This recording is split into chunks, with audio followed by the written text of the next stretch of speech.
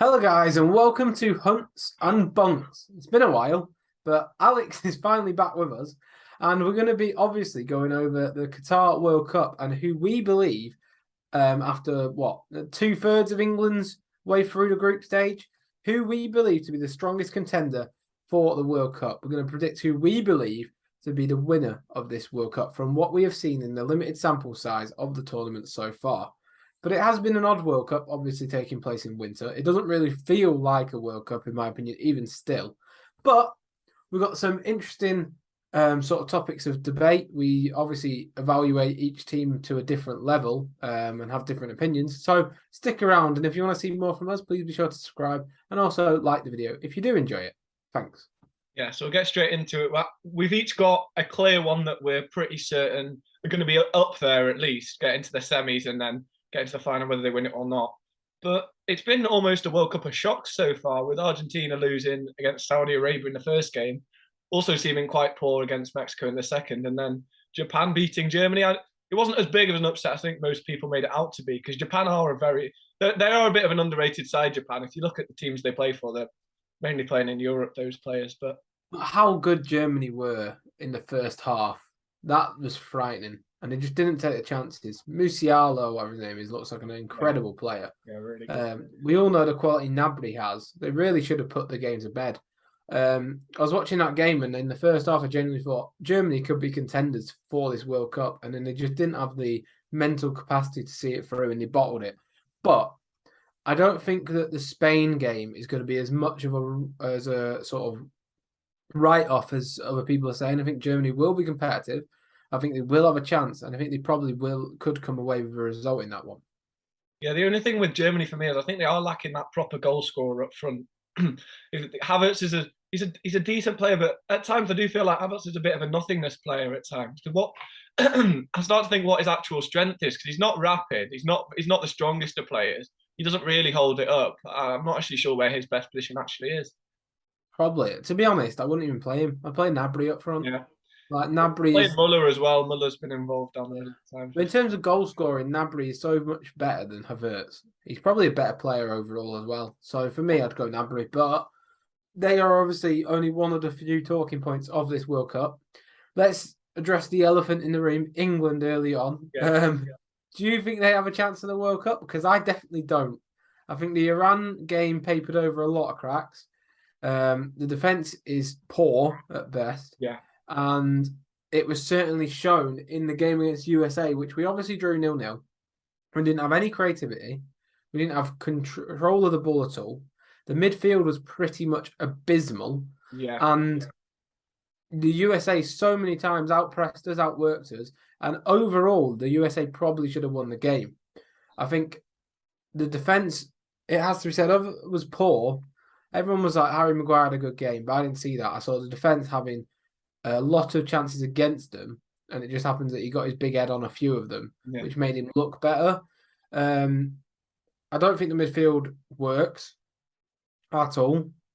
We're not creative enough. And I think you can do a few things that can change the system to make it a lot better in England's favour quite quickly as well. Which I'll get onto in a minute, but I don't think we've got a cat in hell's chance with Gareth Southgate as the manager to be anywhere near the final or winning. I don't really think he knows what he's doing with this group of players, because I think almost any manager could not do what he's been doing, but get these sort of results 0-0 against America. And when you're not even putting Phil Foden on the pitch at all, and Trent Alexander-Arnold, I think he was one that should have definitely come on against their tiring fullbacks to push them back and pen them back in. I know I wanted to keep the draw, but you've got to try and get the win there. I agree with the Trent shout, but at the same time, I do have some issues with it. Now, if you look at this season, which I am a sole believer that England should be based on form, the likes of Harry Maguire should not be there at all. But if you look at this season, the best English right-backs in the league, Trippier is by far probably the best. Not going to say Ben White, are you? Ben White's the second best English right-back in the league this season. Like, when you take out of Reece James out of context because Reece James is injured. He is. I'm not saying he's better than Trent. He isn't better than Trent as a player. But in terms of if we want to defend, if we want to be more defensive, I think he's a good alternative. No, but I don't think it's a case of that. If you watched Bukayo Saka against America, he constantly looked over to his right to wait for the fullback to overlap because that's naturally what they do. That's naturally what White has done for England. You've got partnerships in the game. You need to know where the person next to you is going to be at all times. That is just how football works. And that relationship that he's built on the right side, whether his abilities are as good as Trent or not, which they're not, he's used to playing with him. And if you're going to go with Bukayo Saka on that right side, which I think you have to, because one, he was man of the match first game. Two, he's probably England's most informed winger this season. Yeah. Then I think in that case, you play the player that's played with him so many times, it's going to overlap. Trent will overlap, so fair enough if you want to go that route, but he's just not been in form. He's not been defensively solid enough to even be considered, in my opinion. I'd argue if you're going to get Trent in, you probably play him in midfield because you don't want to have that defensive liability in the back line when you've also already got Harry Maguire. Now, I'm not saying Trent can play in midfield. We don't know if he can or not, but you can't have Trent and Maguire in the same back line. That's just a liability, as well as obviously Luke Shaw, who's had limited game time. Then you're only really looking at John Stones, who's got any defensive solidity about him. If I'm being honest, Harry Maguire shouldn't be in, Ben White should be in, and Trent should be at the right back. And then you'd have, if I was picking the team as fresh, you'd have Dan Burn at left back because he's been very good for Newcastle. Solidly defensive. He's going to add that aerial threat that Harry Maguire gives. But it means we would actually have a competent defender in as well as the aerial threat. The thing is, though, I think England's best against Iran. Pretty much all of our goals came from the fullbacks whipping it in, or the wide men whipping it in. So if you put Dan Burn or White's different, but because I know he's a good ball playing defender, but Dan Burn, I'm not sure if I could have him because I can't see. While he'd bomb on, I'm not sure how adept he'd be at whipping the ball in first time. Like Luke Shaw did. I just think even Ryan Sessegnon for Spurs has been better. He was one I'd consider. He was one I thought he might take him instead of the amount of right backs he's taken. Because if I'm honest, I'm not sure if Kyle Walker's fit. I'm not sure. Midfield is so poor. The midfield is horrendous as well. So you look at last game, they brought on Henderson off the bench. He had a disaster class. I couldn't believe that change. Frigging abysmal. In a game where you need pressing, you need physicality, you take off Mount because he was doing nothing all game, right? You'd bring on probably Foden in that phase and play him more in front of just behind Kane.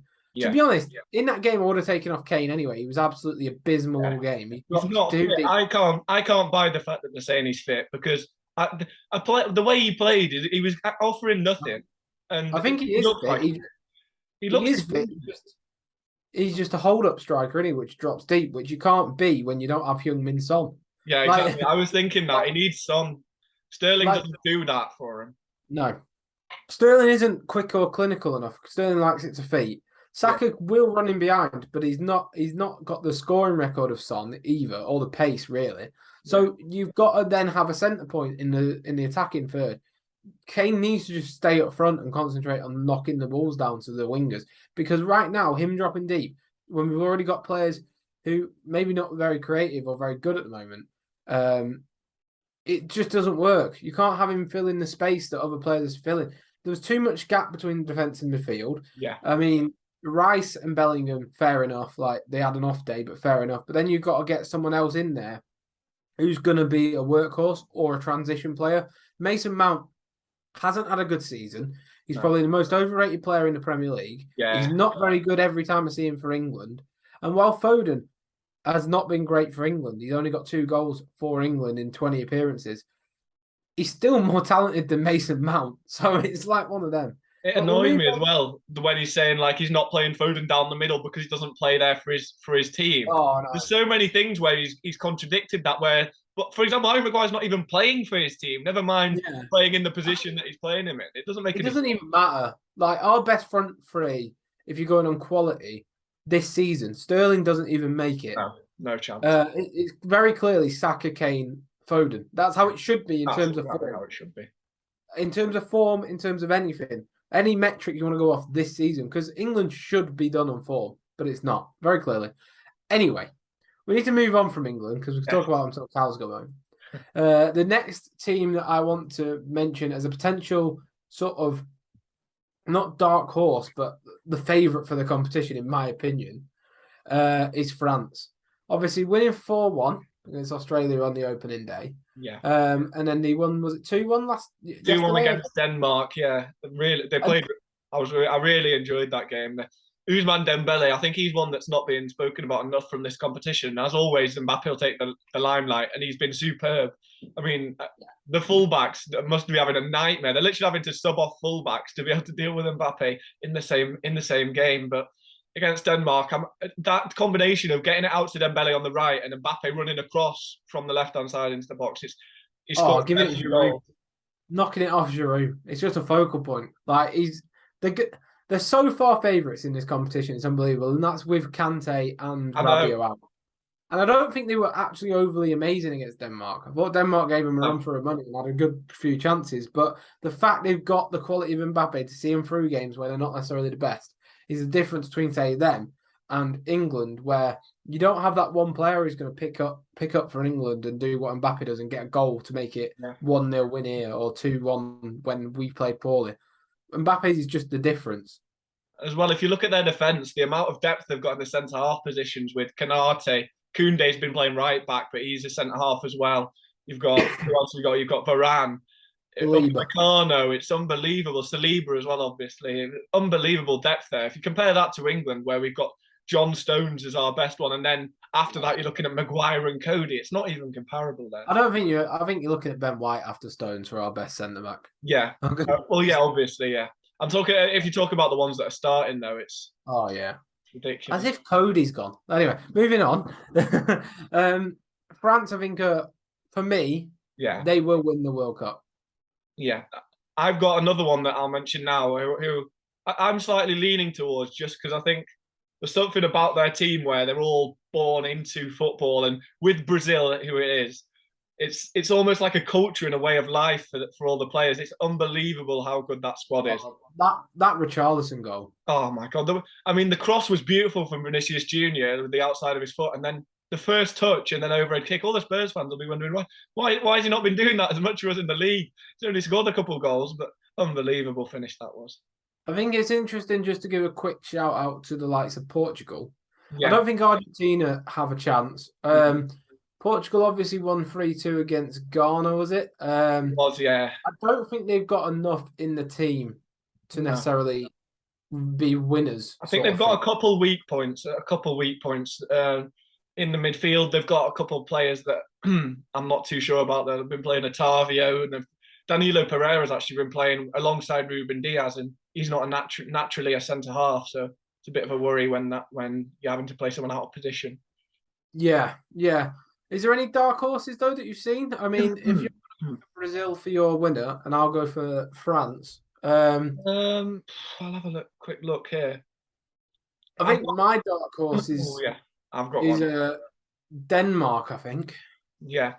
What I will say is that my dark horse, and I'll mention another team that I think needs to be spoken about a bit, is my dark horse is Ecuador. I think they've been a really well-organised side so far during this World Cup. 2-0 easily won against Qatar in the first game, as you'd expect them to do. But then against Holland, it was 1-1, and most people would have thought after the first game winning easily, they might face a bit of a bump in the road, but a solid draw there. And Valencia, unfortunately, had to stretch it off. That's the only thing that's making me think they might not get that far. But I could see them getting to the quarters. I could see them. Because they're playing, if they come second and England come first, then they'll play us. And I know it's being a bit of a pessimist here, but I could see them beating us. They're very well organised. And I could see them beating us. We can have an off day any game. And they seem very up for it, that's what. A team that sort of had a go at Saudi Arabia had a go at Poland is what I'm trying to say. But a team that I do actually quite like the first team for is Poland. I don't think they're going to win it. I don't think they'll get to the semis. But you look at some of the personnel they have. They've got a lot of experience in Kamil Glik and Krychowiak. Yeah. They've got Premier League Matty Cash at fullback. Zielinski from Napoli. Yeah. They've also got Lewandowski, which is obvious quality. Milik at Juve as well. Milik, yeah. They've got the likes of Wojciech Szczesny, who's absolutely phenomenal between the sticks. He saved a great penalty. He made a great double save. Yeah. I don't know if he... Yeah, really good. Even on the bench, they've got someone like Grosicki, who obviously did it for a bit. Was it West Ham? Bednarek. They've just got quite a few names like Piatek. they've got quite a few good players that are solid squad players. And I'm not saying they're going to win it. I don't even think they're a dark horse, but they've got a decent squad. Yeah. In terms of my winner, though, I'm going to say it now. I think France will win the World Cup.